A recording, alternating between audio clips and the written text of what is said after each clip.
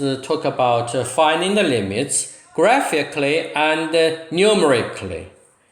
So in here, we will focus on the way to find the limits graphically. Let's look at an example that f(x) equals x squared. And the graph for x squared, which is given by a parabola, right? If this is the point, this point is 2, x equals 2, so y equals f of x equals 4 here, right? So you can see that if we have the x values approaches 2 from the right side of 2, then the points on the curve, right? This points correspond to this x value, this point will correspond to here, right? So the points on the curve will go down along the curve in this direction. If x approaches 2 from the left side of 2, right, and the points on the curve will, according to these x values, the points on the curve will go up in this direction along the curve.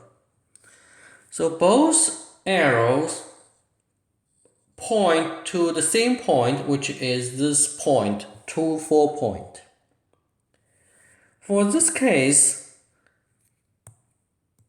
we will say that as x approaches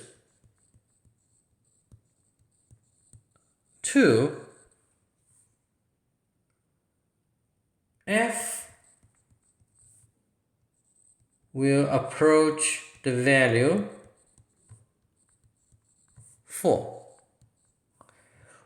We write this one as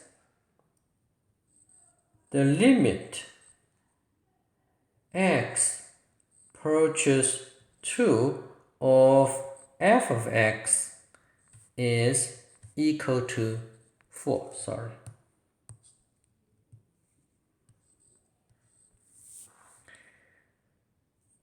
So when x approaches 2, that means x approaches 2 from both sides of 2, the right side and the left side. Okay, so when x approaches 2, that means two things. The first thing is x approaches 2 from the right side of 2, that it means x is greater than 2. So we use 2 plus, right? When x also means x, at the same time x will also approaches 2 from the left side 2, we write as 2 minus.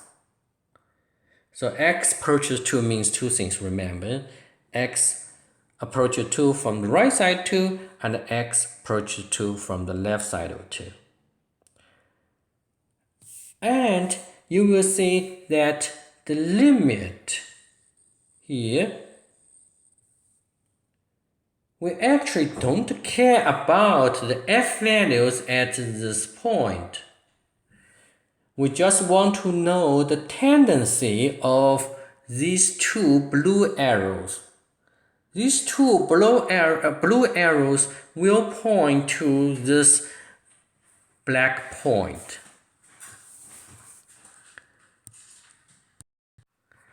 So now let's look at another example.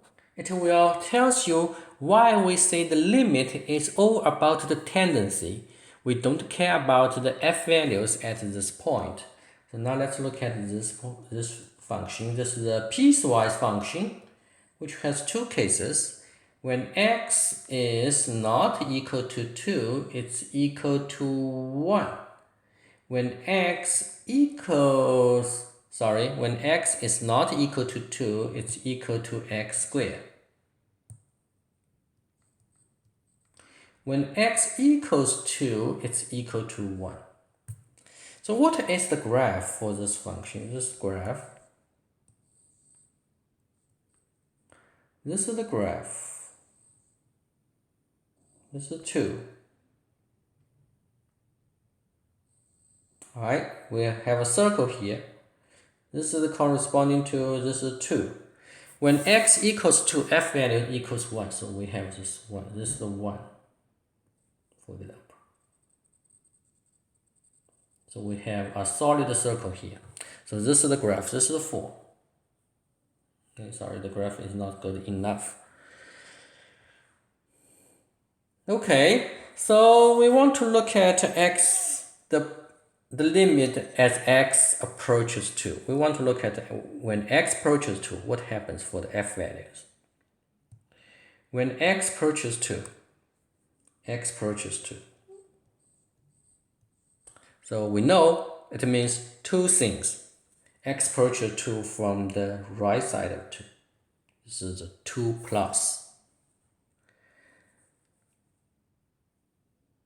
And also x approaches 2 means x approaches 2 from the left side of 2. This is a 2 minus. So you can see when x approaches 2 from the right side of 2, then the points under the curve will go this way. When x approaches 2 from the left side of 2, the points on the curve will go this way. Both blue arrows point to what's the tendency when x is very close to, which would be this heart of the circle, right? So in other words, both blue arrows will point to this heart of the circle, follow the point. This heart of the circle has the value 4.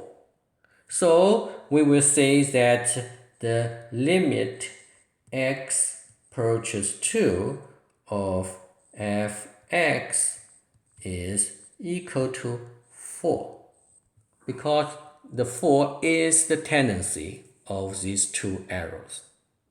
However, you will look at this branch, you will see that when x equals 2, it's equal to 1. So you see the limit is different from the f values at this point in this example. So again, the limit is about the tendency.